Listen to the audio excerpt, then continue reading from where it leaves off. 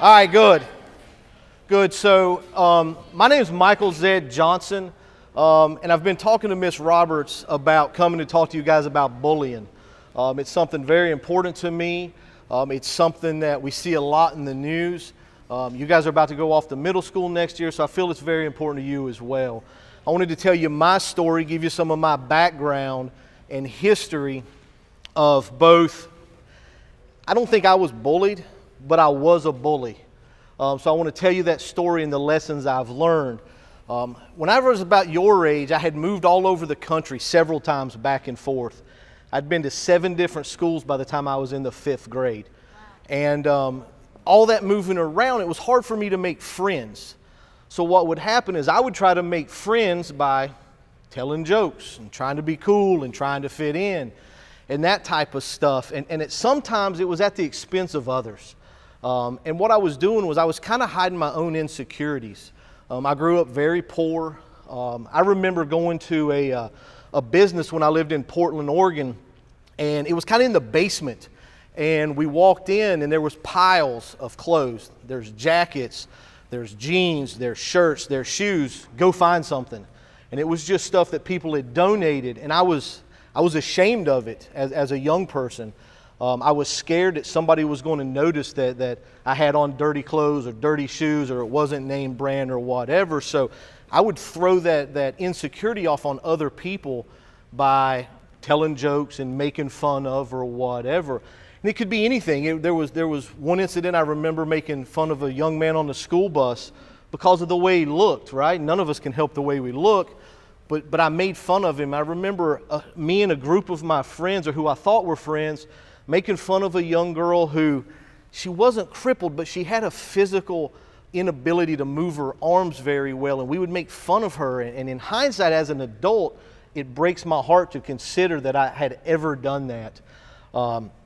So through school, I make it to high school, again, moving all over the place.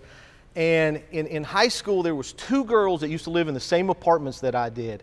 And we lived there, again, it was very poor, $50 a month for rent, and we were friendly. We would talk, we'd sit outside, we'd have conversations, we would play games, but when we were on the school bus, we'd call these girls names, almost like a chant. Every day we would chant this thing to these girls, this horrendous name. And it was almost a game with my friends because I was trying to be cool and make them laugh. And whoever made these girls cry, it's like they won. They were the winner that day. And these girls would go home crying off the school bus every day. And as an adult, I think back, and as a parent now, in my mind's eye, I imagine these girls walking into their front door and their mother asking, this is hard, guys. I imagine their mother asking, what's wrong? And these girls saying nothing, going straight to their bedroom, closing the door, locking themselves up, coming back the next day for this same beating that they did not deserve. As I got out of school, I couldn't remember their names. All I remembered was the names we called them, and we chanted it over and over. And that's what I remember, is just this same name over and over. And these 2 girls every day crying, going home, coming back the next morning.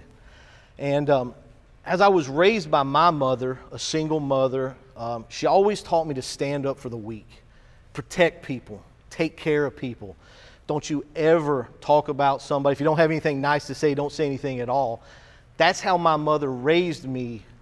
But instead, I jumped on the bandwagon and I got in with the other guys that I thought were my friend on the back of the bus, and we would chant these terrible names to these girls. I didn't remember their names. Again, just the names that I called them. That's all I remember. This was 30 years ago. I've looked for them. I've asked people. I never could find them. I finally found them December 3rd, and I apologized. I sent them a message on Facebook Messenger, and I was scared. I hear my phone go off. I'm laying in the bed, and I hear my phone go off. I refused to look at it because I knew that they were going to say they hated me, that I ruined their life, or something like that. I wake up the next morning and I look at the message. Both of these girls that I haven't seen in 30 years, that we tormented daily, said the same thing. I don't really remember you like that, and I'm sorry that you had to carry this with you for so long.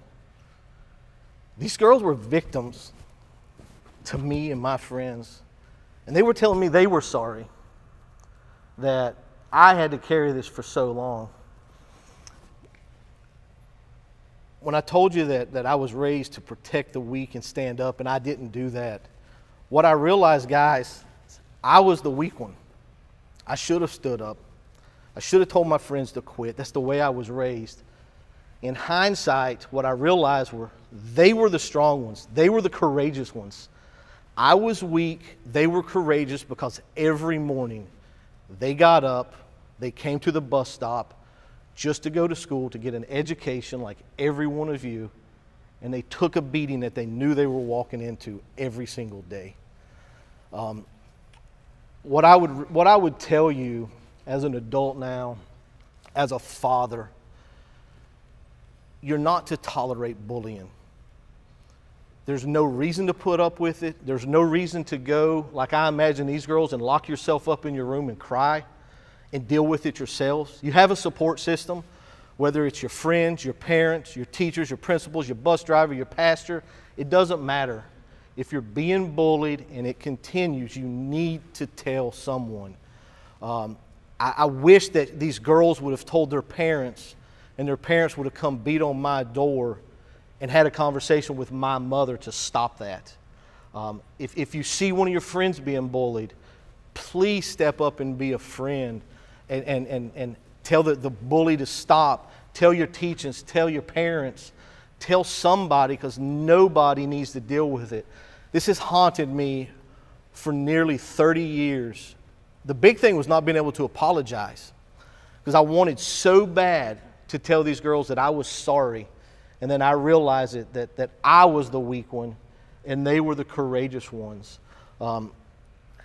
It's hard to stand up here and admit to being such a bad person back then for absolutely no reason, but I think it's a story that people should hear.